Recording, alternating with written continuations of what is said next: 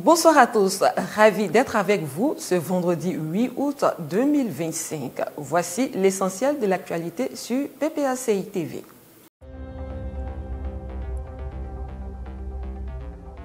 Les Ivoiriens se mobilisent pour la marche initiée par le Front commun PPACI-PDCI-RDA demain samedi 9 août à Yopougon. La marche du Front commun pour réclamer le dialogue politique et les élections inclusives aura lieu demain samedi 9 août à Yopougon. Le point de départ de cette marche est l'ancien cinéma Sagidiba pour finir à l'espace Figayou. Tous les Ivoiriens épris de paix et amoureux de la démocratie sont invités à participer à cette marche. C'est aussi l'occasion pour tous les Ivoiriens méprisés, humiliés et expropriés de venir crier leur ras-le-bol. Rendez-vous donc demain matin à Yopougon. Nommé récemment vice-président exécutif par intérim en charge du district des Lacs par le président Laurent Gbagbo, le secrétaire général Jean-Gervais Tcheïdé a eu une première séance de travail avec les cadres du district. C'était le mardi 5 août 2025 au siège du parti. Les responsables des régions du Bélier, Ifou, Moronou et du Ounzi ont tous pris part à cette première séance de travail initiée par le nouveau vice-président exécutif.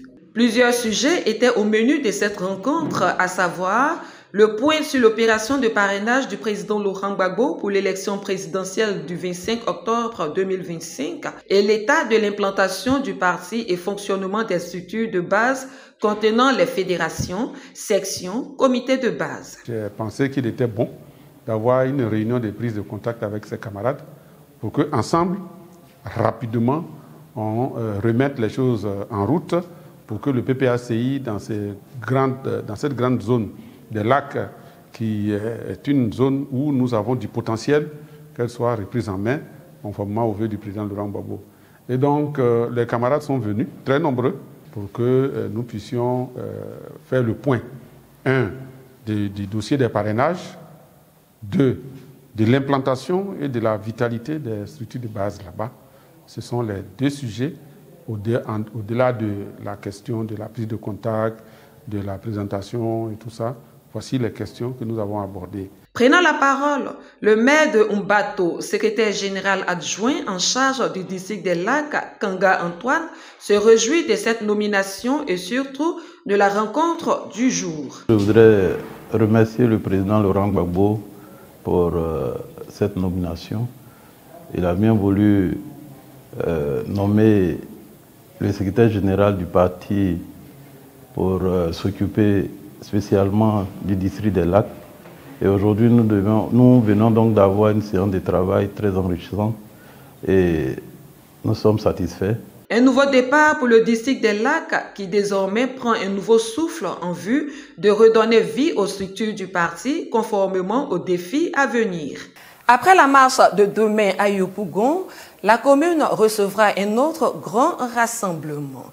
Reprise de la tournée Kokoko du président Laurent Gbagbo. Le 16 août prochain, il sera dans la commune de Yopougon.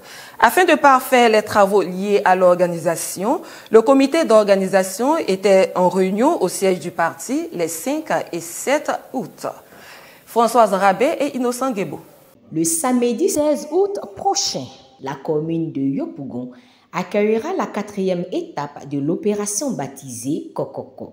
Première commune du district autonome d'Abidjan, du fait de sa superficie et de la densité de sa population.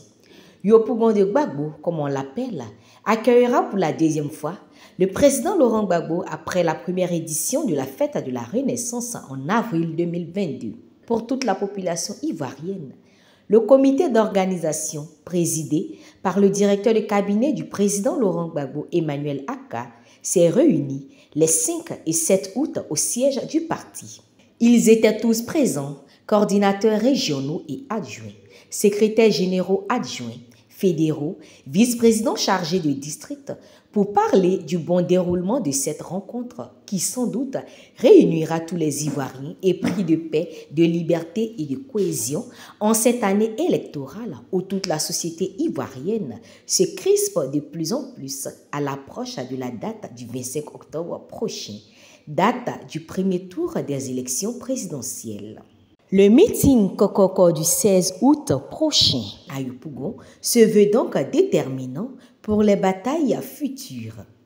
Occasion pour le président du comité d'organisation Emmanuel Aka d'inviter les uns et les autres et toute la population ivoirienne à une mobilisation générale et de grande envergure dans la commune de Yopougon. Retour sur le discours du président Alassane Ouattara. Le mercredi 6 août dernier, le président Alassane Ouattara s'est adressé à la nation dans un discours qui se voulait rassembleur, mais qui laisse un goût amer à une grande partie de la population et de la classe politique. Dans un contexte de tensions sociales persistantes, de frustration politique et de répression croissante des voix dissidentes, le message présidentiel suscite davantage d'interrogations que d'adhésions. Une analyse de Sylvain Lobo. Aujourd'hui, la paix et la sécurité sont une réalité.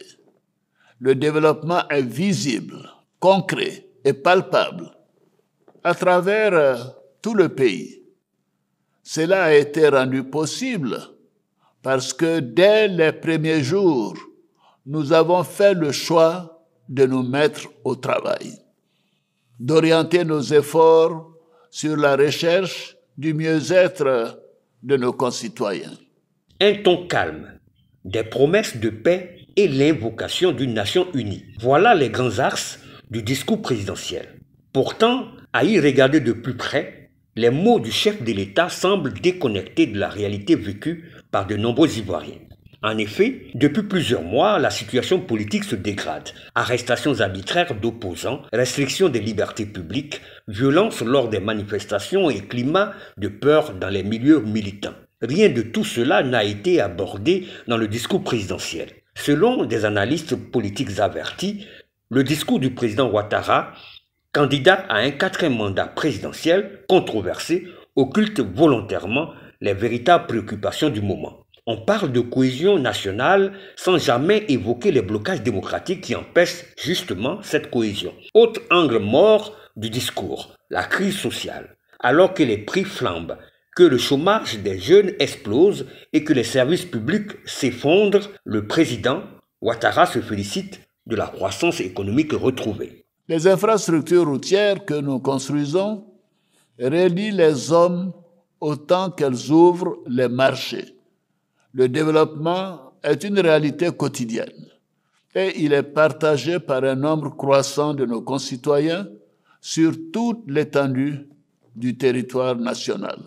Mais pour une frange importante d'Ivoiriens, cette croissance ne se traduit que par plus d'inégalités. À la veille de l'élection présidentielle cruciale d'octobre 2025, les tensions sont palpables et beaucoup dénoncent un pouvoir qui cherche à verrouiller le débat démocratique plutôt qu'à l'ouvrir. La preuve, les responsables du comité opérationnel du tout nouveau front commun, PPACI, PDCI, RDA, ont été récemment convoqués et auditionnés pendant plus de 18 heures dans les locaux de la préfecture de police d'Abidjan. Dans son discours du 6 août 2025, le président Ouattara a évoqué, entre autres, la paix retrouvée, mais sans jamais aborder les fractures toujours béantes entre les différentes forces politiques. Ni un mot sur la réconciliation nationale laissée en suspens depuis des années, ni une main tendue vers l'opposition encore marginalisée. Pour le porte-parole de l'ancien président Laurent Gbagbo, Maître Abiba Touré, le discours du président Ouattara reste un discours d'autosatisfaction très loin de l'apaisement que réclame une société encore marquée par des crises post-électorales. Alors que le pays célèbre son indépendance sous une main de fer du régime Ouattara, une partie des Ivoiriens s'interroge. Que vaut une liberté si elle ne garantit ni justice, ni équité, ni expression démocratique? Le discours du président Ouattara de ce 6 août aura peut-être rassuré ses partisans, mais il aura surtout ravivé les doutes d'une population en quête de vérité, d'écoute et de changement. 65 ans d'indépendance, certes, mais le pays se cherche encore et encore avec les 15 ans que vient de passer Ouattara et son régime au pouvoir d'État. Le prochain chapitre de l'histoire politique de la Côte d'Ivoire dépendra peut-être moins des discours que des actes.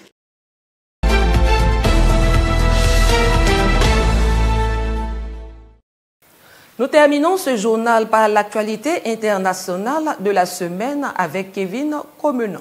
Bénin, l'élection présidentielle aura lieu en avril 2026. Au Bénin, le scrutin présidentiel aura lieu en avril 2026 et l'enregistrement des déclarations des candidatures est fixé du 10 au 14 octobre 2025. Le président béninois Patrice Talon a affirmé qu'il respectera la Constitution et qu'il quittera le palais de la Marina après l'élection de son successeur. Mais il n'a livré aucun nom de son potentiel remplaçant. Pour rappel, Patrice Talon avait pour la première fois été élu lors de l'élection de mars 2016. De son côté, l'opposition béninoise a lancé une plateforme en vue de 2026. Ce cadre de la concertation dénonce la dégradation de la démocratie au Bénin à quelques mois de la présidentielle.